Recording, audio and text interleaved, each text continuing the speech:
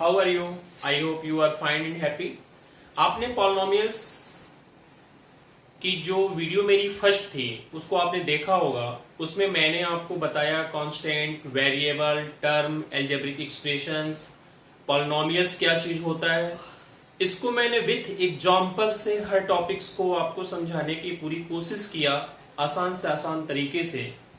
उसके बाद फिर वीडियो जो हमारी सेकंड थी पार्ट 2 पॉलिनोमियल्स की, उसमें मैंने आपको बताया कि क्वेश्चंस के कोफिशिएंट कैसे निकालते हैं, उसकी डिग्री कैसे जानते हैं, डिग्री ऑफ पॉलिनोमियल्स क्या चीज होते हैं, और उससे रिलेटेड जो क्वेश्चंस जिस तरीके से पूछे जाते हैं उसके बारे में मैंने आपको समझाने की पूरी कोशिश किया आसान तरीकों में। पॉलिनोमियल्स में अभी कुछ टॉपिक्स और बचे हुए हैं जो आपको पढ़ने हैं। पहले मैं सभी टॉपिक्स को आपको बताने के बाद फिर मैं सभी टॉपिक्स से रिलेटेड जो इंपॉर्टेंट क्वेश्चंस हैं जो आपके एग्जाम्स में पूछे जाएंगे उसको मैं कराऊंगा। लेकिन अभी जो हमारे टॉपिक्स बचे हुए हैं पहले हम उसको देख लेते हैं। 3-4 टॉपिक्स और बचे हुए हैं जिसमें से आज पहले तो आपको समझना है कि पॉलिनोमियल्स को इंडिकेट कैसे किया जाता है। मीन्स यदि पॉलिनोमियल्स को लिखना है तो उसको हम कैसे सिंबल से दिखाते हैं, उसको कैसे बताते हैं कि ये पॉलिनोमियल्स को ऐसे लिखा जा सकता है। अभी मैं जब क्वेश्चंस करूंगा तो आपको समझ में आएगा कि मैं क्या कहना चाह रहा हूं। फिर उसके बाद डिवीजन एल्गोरिथम इन पॉलिनोमियल्स आपको पढ़ना है, ये भी एक टॉपिक है। इस पे डिपेंडेंट क्वेश्चंस आते हैं। जब आप डिवीजन एल्गोरिथम इन पॉलिनोमियल्स को पढ़ेंगे तब उससे रिलेटेड जो क्वेश्चंस हैं, जब आप उस टॉपिक को समझ लेंगे तभी उससे रिलेटेड क्वेश्चन को आप कर पाएंगे। तो अभी मैं उसको भी डिटेल में मैं आपको बताऊंगा और उसको आसान तरीके से मैं समझाने की कोशिश भी मैं आपको करूंगा। थोड़ा वीडियो लेकिन आप जब पूरा देखेंगे, जब पूरी वीडियो आप देखेंगे तभी आपको चीजें पूरी अच्छी तरीके से समझ में आएंगी, आपका कॉन्सेप्ट क्लियर होगा। तो पहले आइए जानते हैं कि पॉलिनोमियल्स को हम कैसे इंडिकेट करते हैं।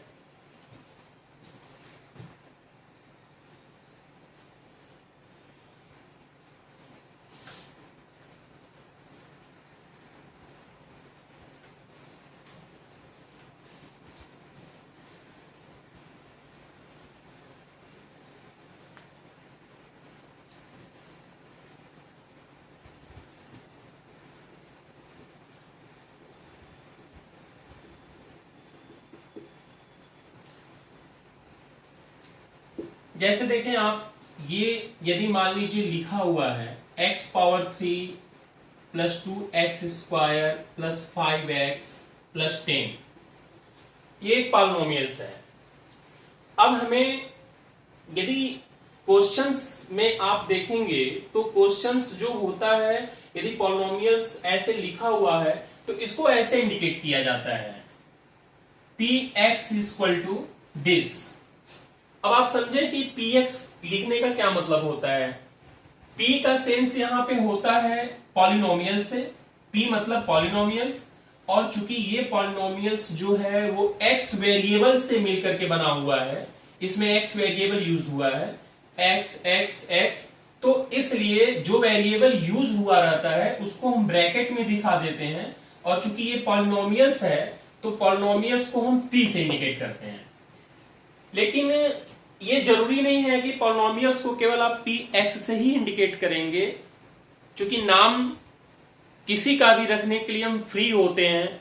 जैसे किसी भी एक आदमी का या कई आदमी का कई नाम हो सकता है, उसी तरीके से पॉलिनोमियल्स भी कई नाम से हो सकता है। बस उसमें जो वेरिएबल जो होता है वो उसके ब्रैकेट में लिख दिया जाता है। नाम पॉलिनोमियल्स का कुछ भी लिख सकते हैं, ऐसा कोई जरूरी नहीं है कि उसको आप px से ही इंडिकेट करेंगे। सेंस कहने का है आप hx से भी आप पॉलिनोमियल्स को इंडिकेट कर सकते हैं। इसको आप ऐसे भी लिख सकते हैं 2x square plus 5x plus 10। लेकिन ध्यान ये देना है कि जब वेरिएबल चेंज होगा, जैसे कि अब मान लीजिए इसको हम ऐसे लिख दें y power 3 plus 2y square plus 5y और प्लस 10 मान लीजिए हमने लिख दिया।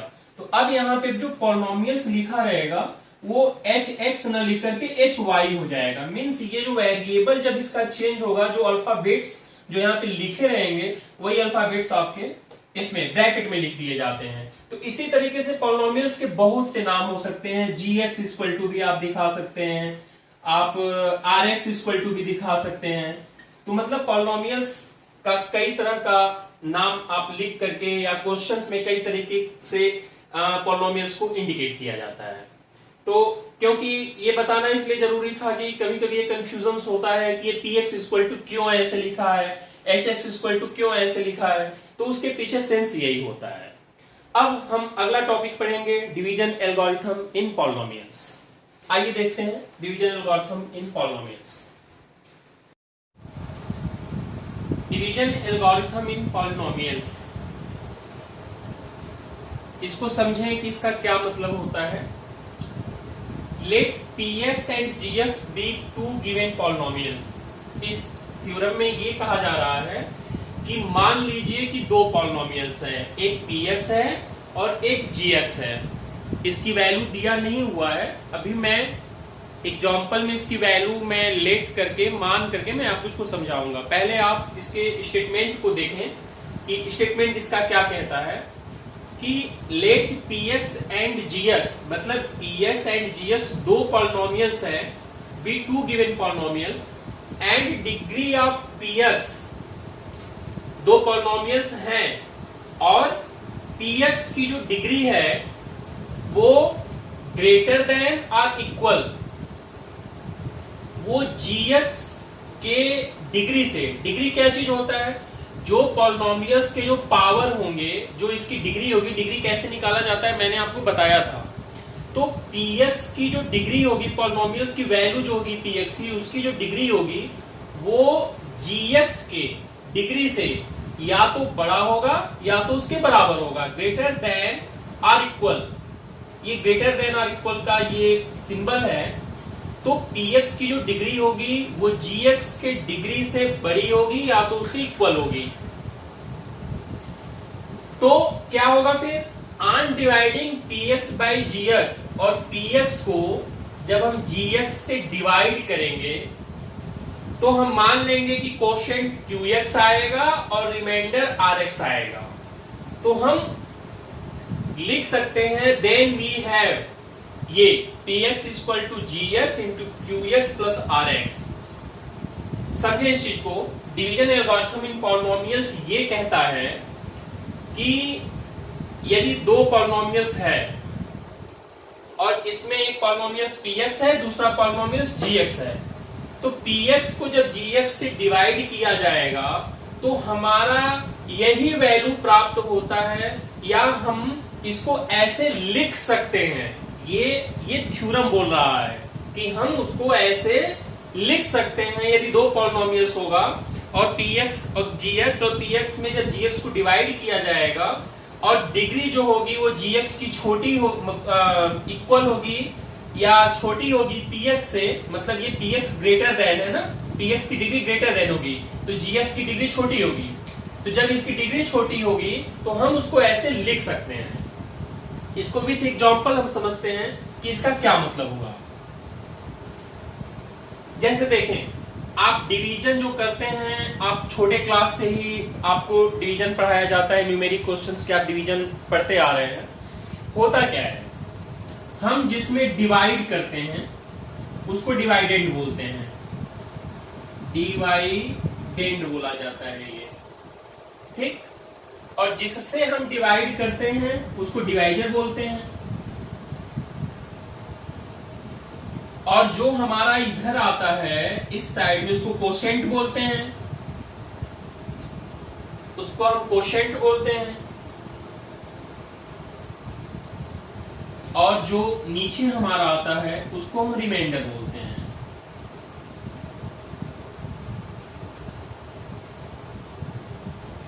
यही तो होता है डिवाइजर, डिवाइडेंड, कोशेंट और रिमाइंडर। तो इस फार्मूला के हिसाब से इसको हम कैसे लिख सकते हैं, इस फार्मूले के मतलब डिवीजन एल्गोरिथम इन पॉलिनोमियल्स के थ्रू हम इसको ऐसे लिख सकते हैं कि dividend is equal to divisor multiply quotient, QUOTIENT, quotient plus remainder. ये एल्गोरिथम यही बोल रहा है कि जो डिवाइडेंड होगा, यहां पे जो डिवाइडेंड होगा मींस ये px है। आप इसको ऐसे समझें, डिवाइडेंड मतलब px हो गया, जिससे डिवाइड करना है वो आपका gx हो गया, और जो कोशेंट आएगा उसको qx से हम शो कर रहे हैं, और जो रिमाइंडर आएगा उसको हम rx से शो कर रहे हैं। तो इसका क्या मतलब हुआ, ये देखिए आप, डिवाइडेंड इक्वल टू हम लिख सकते हैं divisor multiply by quotient, divisor multiply by quotient और प्लस रिमाइंडर। मींस जो डिवाइडेंड होता है, जिसमें डिवीजन किया जाता है, वो इक्वल होता है किसके किसके इक्वल होता है, वो डिवाइजर कोशेंट के मल्टीप्लाई के और प्लस रिमाइंडर के। मतलब डिवाइजर कोशेंट को मल्टीप्लाई कर दिया जाए, रिमाइंडर में ऐड कर दिया जाए, तो वो डिवाइडेंड के बराबर होगा। यही ये डिवीजन एल्गोरिथम का पॉलिनोमियल्स जो है, पॉलिनोमियल्स डिवीजन एल्गोरिथम में यही हमको पढ़ना है। ये यही बताना चाह रहा है कि जो डिवाइडेंड होता है वो डिवाइजर और कोशेंट के मल्टीप्लाई और प्लस रिमाइंडर को प्लस करने के बाद जो वैल्यू आएगी वो डिवाइडेंड के इक्वल होगी। इसको हम अलजेब्रिक एग्जांपल से भी समझाएंगे। इसको आप एक छोटे से न्यूमेरिक एग्जांपल से समझ लीजिए, आपको तुरंत बात समझ में आ जाएगी कि मैं क्या कहना चाह रहा हूं। सपोज है हम यहां पे वैल्यू पुट कर ले रहे हैं px इक्वल टू 25 और gx इक्वल टू 3। अब आइए इसको हम करते हैं, इसको क्या लिख सकते हैं, 25 में जब आप 3 से डिवाइड करेंगे तो 3 8 जा 24 आप लिख सकते हैं, यहां पे आएगा 1। क्या मतलब हुआ, ये आपका px हो गया ना, ये px हो गया, ये आपका gx हो गया, ये qx हो गया और प्लस ये rx हो गया। उसी चीज को देखिए मैं लिख रहा हूं, यहां पे डिवाइडेंड 25 है, जिसमें डिवाइड करना है वो मेरा 25 है, जिससे डिवाइड करना है वो 3 है, हमारा क्वोशिएंट 8 आया है, रिमाइंडर 1 है। तो इसको हम कैसे लिख सकते हैं, अरे आप इसको ऐसे तो लिख सकते हैं 25 इक्वल टू 3 मल्टीप्लाई बाई 8 और प्लस 1। इसको सॉल्व करेंगे तो 25 ही तो आएगा, 25 इक्वल टू 25। वही एल्गोरिथम थ्योरम आपको बता रहा है। आप इसको इस एग्जांपल से समझ लें, px इक्वल टू 25 मान लिए, gx इक्वल टू 3 मान लिए, तो जब हमने 3 का 25 में डिवीजन किया तो 8 टाइम्स गया, 1 रिमाइंडर बचा। तो हम ये लिख सकते हैं डिवाइडेंड मतलब 25 equal to divisor multiply by quotient 3 multiply by 8 plus remainder 1। तो इसको जब आप सॉल्व करेंगे तो 25 के इक्वल आएगा, मतलब डिवाइडेंड के इक्वल आएगा। वही ये थ्योरम बोल रहा है कि यदि दो पॉलिनोमियल्स हो और उसमें आप px को qx gx से डिवाइड करें तो उस कंडीशन में हमारी ये वैल्यू हमको मिलेगी। ओके, अब इसको हम अलजेब्रिक एग्जांपल से भी समझते हैं कि अलजेब्रिक एग्जांपल से इस थ्योरम को कैसे मतलब आप प्रूफ कर सकते हैं। आइए अब देखें, इसको हम अलजेब्रिक एग्जांपल से समझते हैं, डिवीजन एल्गोरिथम इन पॉलिनोमियल्स को। अब देखिए डिवीजन एल्गोरिथम इन पॉलिनोमियल्स को हम अलजेब्रिक एग्जांपल से समझते हैं। अभी तो मैंने न्यूमेरिक एग्जांपल से आपको समझाया 25 में 8 का डिवीजन करके कि कैसे जो इसका जो पॉलिनोमियल्स का जो वो है रूल्स है वो कैसे फॉलो होता है।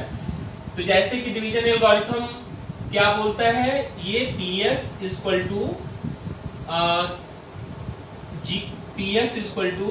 gx into qx plus rx। Division algorithm के थ्रू ये होना चाहिए, इसको हम ऐसे लिख सकते हैं। तो इसको अलजेब्रा में हम एक एग्जांपल से इस चीज को समझने की कोशिश करते हैं। अब देखें डिवीजन एल्गोरिथम क्या बोलता है कि यदि दो पॉलिनोमियल्स हों px और gx, और जिसमें px की जो डिग्री है वो ग्रेटर देन मतलब वो बड़ी हो या तो इक्वल हो gx के डिग्री के। तो यहाँ पे अब gx की डिग्री क्या होगी, gx की डिग्री इसमें वेरिएबल एक है तो इसकी डिग्री 1 होगी। इसमें इसकी डिग्री क्या होगी, इसकी डिग्री सबसे जो हाईएस्ट एक्सपोनेंट वैल्यू होती है वही उस पॉलिनोमियल्स की डिग्री होती है। मैंने इसके पहले वाली वीडियो में मैंने इसको डिटेल में समझाया है। तो उसके हिसाब से अब आपका जो px की डिग्री है वो 3 है और gx की डिग्री 1 है। तो डिवीजन एल्गोरिथम के रूल्स को ये फॉलो कर रहा है दोनों पॉलिनोमियल्स, जिसमें px की डिग्री जो है वो ग्रेटर देन gx, मतलब इसकी डिग्री gx की डिग्री से बड़ी है। तो उस कंडीशन में यदि हमारा कोशेंट qx आए और रिमाइंडर rx आए तो हम उसको ऐसे लिख सकते हैं। इसको आप क्वेश्चन से अब इसको सॉल्व करते हैं। अब मान लीजिए हमको ये डिवीजन करना है, डिवीजन करना है हमको x3 plus x square plus 2x plus 3 में x प्लस 2 का। बहुत से स्टूडेंट्स जिनको अभी डिवीजन के कॉन्सेप्ट नहीं क्लियर हैं, पीछे के क्लासेस में यदि आपने डिवीजन कैसे किया जाता है, यदि आपके कुछ कॉन्सेप्ट ऐसे हैं जो आपको अभी क्लियर नहीं हो पाते हैं, तो आप इस क्वेश्चन से भी समझने की कोशिश करें। और जब नेक्स्ट वीडियो में जब मैं एक्सरसाइज कराऊंगा तो बहुत से डिवीजन आपको करने हैं, मैं उस समय भी आपको आपके उस कॉन्सेप्ट को क्लियर करने की कोशिश करूंगा कि डिवीजन कैसे किया जाता है। फिलहाल अभी मैं इस क्वेश्चंस में आपको समझाने की कोशिश कर रहा हूं कि डिवीजन जो होता है अलजेब्रा में उसका सबसे आसान तरीका क्या होता है, कैसे किया जाता है। देखिए, जब भी डिवीजन करना हो तो सबसे पहले जो डिवाइजर होता है उसके आप वेरिएबल को देखें। इसका वेरिएबल देखें क्या है, x है। फिर जिसमें डिवीजन जो डिवाइडेड है, मतलब जिसमें डिवीजन करना है, इसके पहले टर्म को देखें। तो इसका पहला टर्म x3 है। तो अब आपको करना क्या है कि इस वेरिएबल में हम क्या चीज मल्टीप्लाई करें। इस वेरिएबल में मैं +2 की बात नहीं कर रहा हूं, मैं केवल वेरिएबल की बात कर रहा हूं। इस वेरिएबल में हम क्या चीज मल्टीप्लाई करें कि वो x3 के बराबर हो जाए। या तो पहले आप ये सोच लीजिए, या तो फिर आप ऐसा करिए कि जो ये पहला वाला टर्म है इस टर्म में इससे डिवाइड कर दीजिए।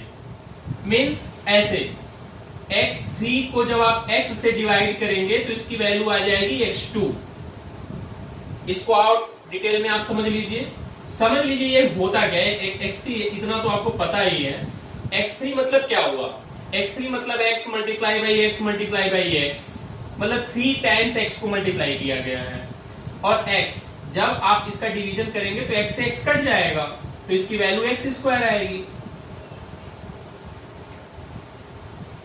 किसी भी वेरिएबल में जब सेम वेरिएबल से हम जब डिवाइड करते हैं तो उसकी वैल्यू 1 कम हो जाती है। इसको आप ऐसे भी समझ सकते हैं। तो अब देखें, हम x में x स्क्वायर से यदि मल्टीप्लाई कर दें तो हमारी x पावर 3 की वैल्यू मिल जाएगी। या तो x पावर 3 में जब आप x से डिवाइड करेंगे तब हमको x स्क्वायर मिल जाएगा। तो या तो आप इसको डिवाइड कर लीजिए, जो वैल्यू आएगी उसको यहाँ पे आप लिख दीजिए, या तो फिर आप अपने दिमाग से ये सोच लीजिए कि इसमें क्या मल्टीप्लाई करेंगे तो ये आएगा। तो हमने इसको डिसाइड किया कि हम इसमें जैसे कि x में x स्क्वायर का जब मल्टीप्लाई करेंगे तो x पावर 3 आएगा। तो हम यहाँ पे लिख दिए x स्क्वायर। तो अब इस x स्क्वायर का मल्टीप्लाई होगा इन दोनों में। x स्क्वायर का जब x में मल्टीप्लाई करेंगे तो देखिए x पावर 3 आ गया। और फिर x स्क्वायर का जब 2 में मल्टीप्लाई करेंगे तो ये हो जाएगा 2x स्क्वायर।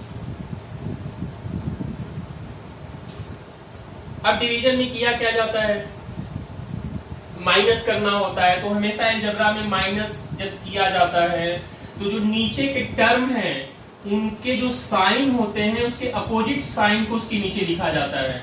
जैसे यहाँ पे यदि कोई साइन नहीं लिखा है तो इसको मान लिया जाता है कि ये प्लस साइन है, प्लस साइन का अपोजिट साइन माइनस होगा। और फिर यहाँ पे प्लस लिखा हुआ है तो इसका भी अपोजिट साइन माइनस होगा। तो अलजेब्रा में ये भी हमने पढ़ा हुआ है कि यदि नंबर सेम हो, साइन अपोजिट हो तो दोनों नंबर कैंसिल हो जाते हैं। तो इस कंडीशन में ये आपका कैंसिल हो जाएगा। अब यहाँ पे देखें, माइनस 2x² और प्लस x²। तो अब यहाँ पे 2x² का साइन जो है इसको नहीं देखा जाएगा, अब इसको इसका साइन ये माना जाएगा, माइनस माना जाएगा। तो माइनस 2x² और प्लस x² को जब हम माइनस करेंगे तो हमारी वैल्यू क्या आएगी? जब एक माइनस होता है दूसरा प्लस होता है तो जो बड़ा होता है, जिसकी वैल्यू बड़ी होती है, साइन हम उसका लिखते हैं और उसके बाद बड़े वाले नंबर में से छोटे वाले नंबर्स को या वेरिएबल को माइनस कर दिया जाता है। तो ये हो जाएगा माइनस x² और प्लस 2x हम नीचे उतार लेंगे यहां से। अब देखें, अब इसमें क्या करना है, ये माइनस x² यहां पे आ गया। तो अब हमें ये बताना है कि हम ये जो x है, x में क्या चीज मल्टीप्लाई करें कि माइनस x² की वैल्यू हमको मिले। तो जो हमको पता चलेगा, जो चीज मल्टीप्लाई करने पे या जो वेरिएबल जिसको मल्टीप्लाई करने पे हमको ये वैल्यू प्राप्त होगी, उसको हम यहाँ पे लिखेंगे।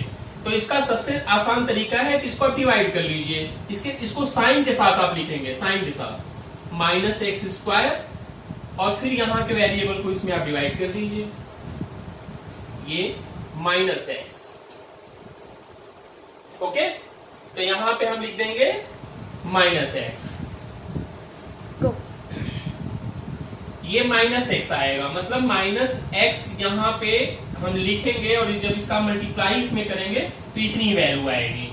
फर्स्ट टर्म की वैल्यू आपको लानी है, फर्स्ट टर्म की वैल्यू, जैसे यहाँ पे x⁴ था तो आपने ये डिसाइड किया कि इसमें क्या मल्टीप्लाई करें इस वेरिएबल में, कि उसको मल्टीप्लाई करने के बाद हमारी इतनी वैल्यू आए तो x² मिला, तो आपने x² का मल्टीप्लाई किया तो फर्स्ट टर्म की वैल्यू आपको यहाँ से मिल गई। उसी तरीके से अब यहाँ पे भी जो सेकेंड स्टेप है, सेकेंड स्टेप में भी आपको फर्स्ट टर्म की वैल्यू लानी है। तो फर्स्ट टर्म की वैल्यू माइनस x² है, तो अब आपको ये डिसाइड करना है कि इस x में हम क्या चीज मल्टीप्लाई करें कि हमारी वैल्यू माइनस x² आए। तो माइनस x का यदि मल्टीप्लाई आप x में करेंगे तो माइनस x² वैल्यू आएगी। और ये इसको निकालने का तरीका क्या है कि आप जो ये आया हुआ है उसमें इससे डिवाइड कर दीजिए, डिवाइड करेंगे तो जो वैल्यू आएगी वही वैल्यू यहाँ पे पुट कर देना है आपको और फिर इससे इसका मल्टीप्लाई कर देना है। ये डिवीजन का सबसे आसान तरीका मैं आपको बता रहा हूँ, यदि ये बात आपको समझ में आ जाए तो डिवीजन करने में आपको फिर कभी कोई प्रॉब्लम नहीं होगी। तो आइए अब देखते हैं, अब माइनस x का मल्टीप्लाई आप इसमें करिए तो ये हो जाएगा आपका माइनस x² और फिर माइनस x का मल्टीप्लाई 2 में करेंगे तो ये हो जाएगा माइनस 2x। अब फिर यहाँ पे आपको क्या करना है, माइनस करना है। तो देखें यहाँ पे माइनस साइन है तो इसका साइन प्लस हो जाएगा, यहाँ पे माइनस है तो इसका साइन प्लस हो जाएगा। ये आपका माइनस x² और प्लस x² हो गया। इस x² के साइन को माइनस नहीं ये प्लस देखेंगे, मैं फिर दोबारा आपको ये चीज बता रहा हूँ।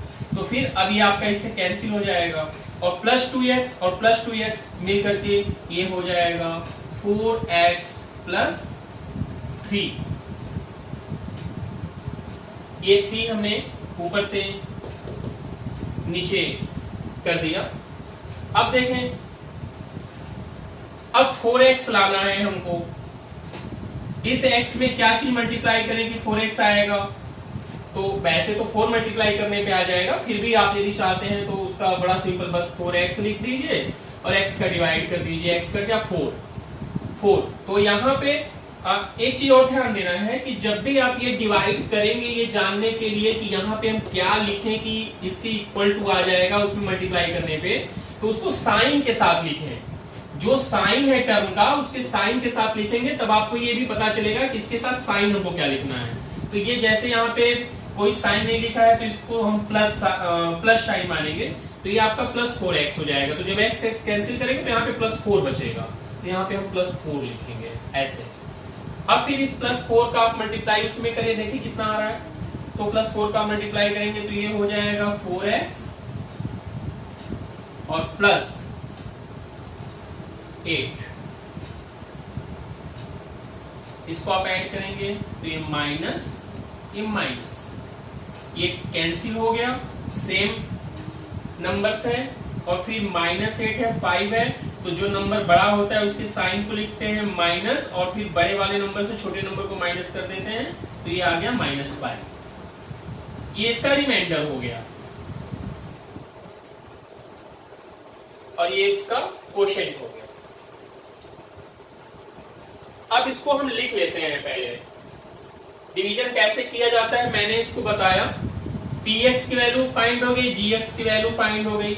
यहां से qx की वैल्यू आप लिख लीजिए।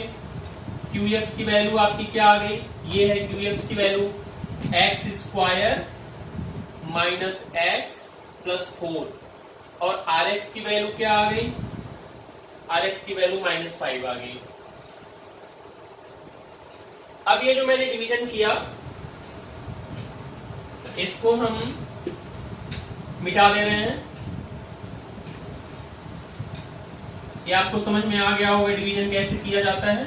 अब आपको डिवीजन एल्गोरिथम की जो थ्योरम है उसके जो रूल्स है उसको देखना है कि वो फॉलो कर रहा है कि नहीं कर रहा है इस पॉलिनोमियल्स पे।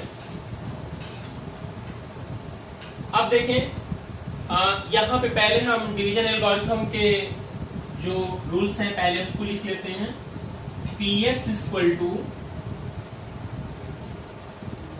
gx dot qx plus rx, ये आपने लिख लिया। अब इसकी वैल्यू को पुट कर दीजिए। यदि वैल्यू को पुट करेंगे तो ये इसके इक्वल होना चाहिए। तो px की जगह पे px की वैल्यू पुट कर दीजिए आप।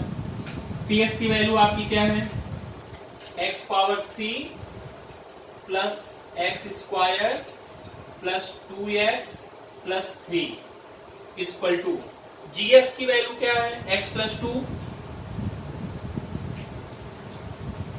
और qx की वैल्यू क्या है, यहाँ पे जो आपने कोशेंट आया है वो हमारा है x square minus x plus 4 और प्लस rx की वैल्यू आई है -5। इसको ब्रैकेट में हम ऐसे कर देंगे। अब देखिए डिवीजन एल्गोरिथम का रूल्स ये पॉलिनोमियल्स फॉलो कर रहा है कि नहीं कर रहा है, ये तभी हो पाएगा जब इसको सॉल्व करने के बाद इसकी वैल्यू इसके इक्वल आ जाएगी। यदि इक्वल आएगी तो मींस ये पॉलिनोमियल्स डिवीजन एल्गोरिथम के रूल्स को फॉलो कर रहा है।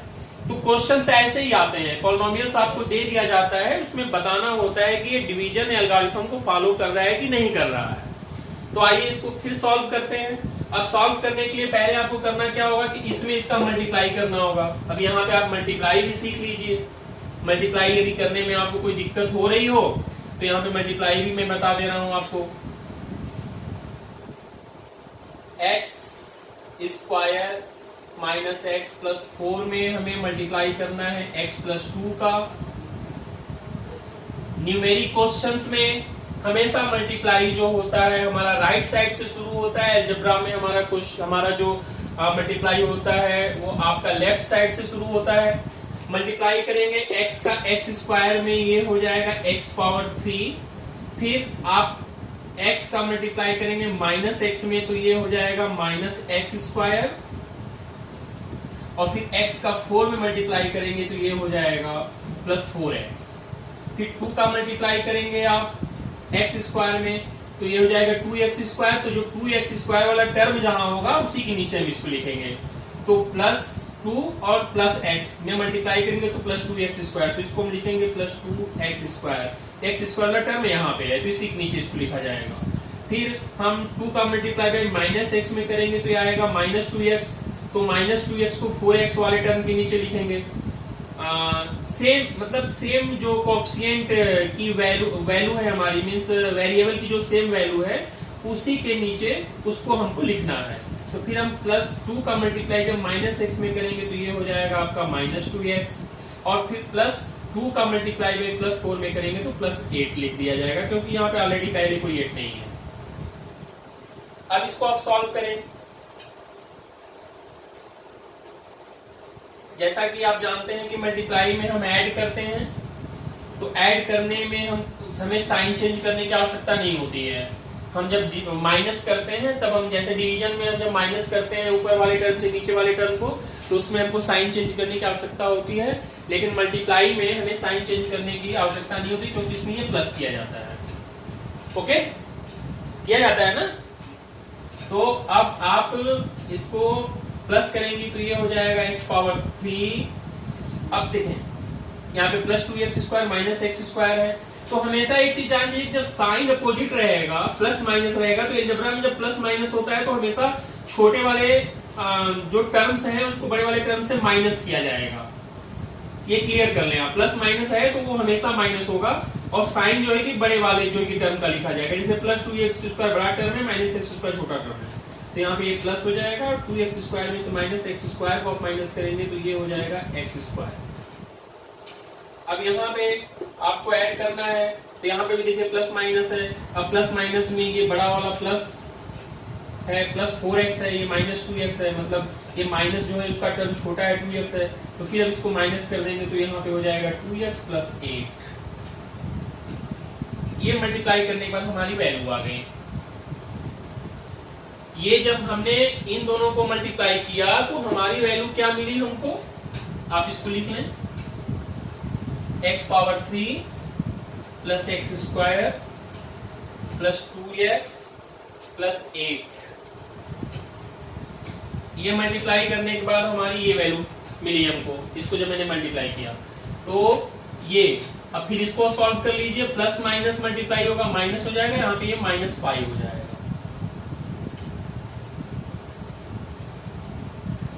लेते हैं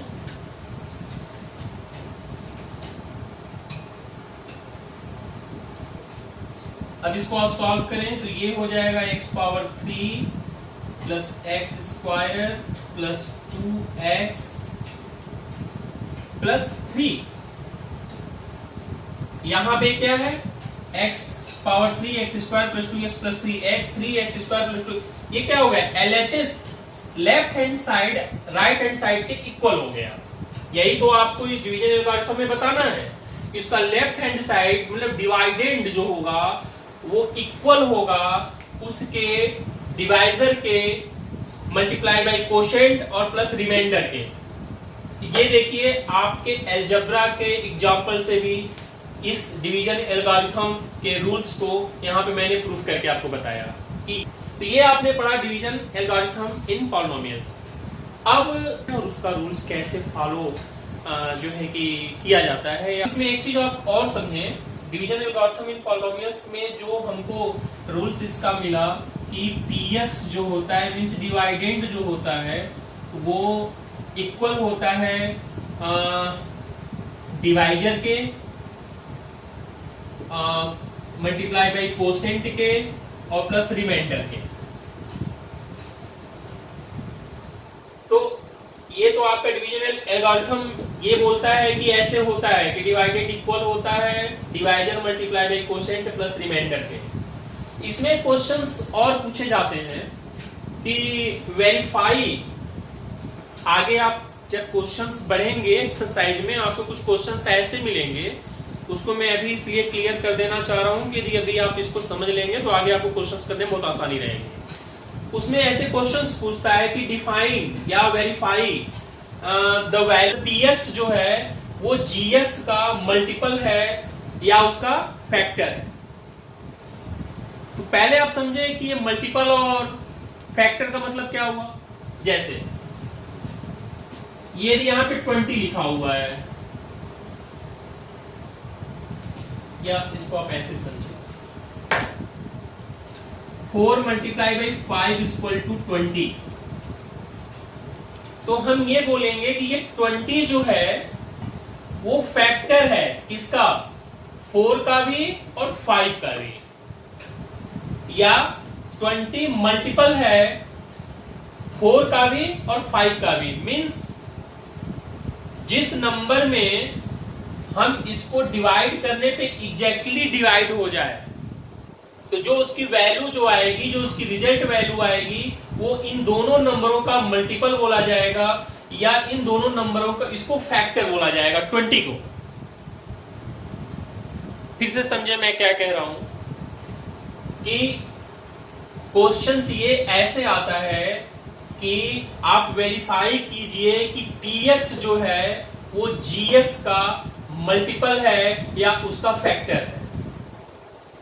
ये तो हो गया जो इससे रिलेटेड आपके क्वेश्चंस आएंगे। अब मैं वो समझाने की कोशिश कर रहा हूं मल्टीपल और फैक्टर का मतलब क्या होता है। जैसे 4 मल्टीप्लाई बाई 5 इक्वल टू 20 जो मैंने लिखा, तो हम ये कह सकते हैं कि ये 20 जो है वो 4 का मल्टीपल भी है और फैक्टर भी है, 5 का भी मल्टीपल भी है और फैक्टर भी है 20। मल्टीपल या फैक्टर का कंडीशन ये होता है कि रिजल्ट वैल्यू में जब इसका हम डिवीजन करें या जब डिवाइड करें तो ये एग्जैक्टली कैंसिल हो जाना चाहिए। जैसे आप 20 को जब आप 4 से डिवाइड करेंगे तो 4 5 जा 20, ये टोटली कैंसिल हो गया। तो हम ये कह सकते हैं कि 20 जो है इस 4 का मल्टीपल और फैक्टर होगा। आगे बढ़े। अब इसको हम दो एग्जांपल से समझने की कोशिश करते हैं। जैसे कि मान लीजिए हमने px इक्वल टू 20 मान लिया,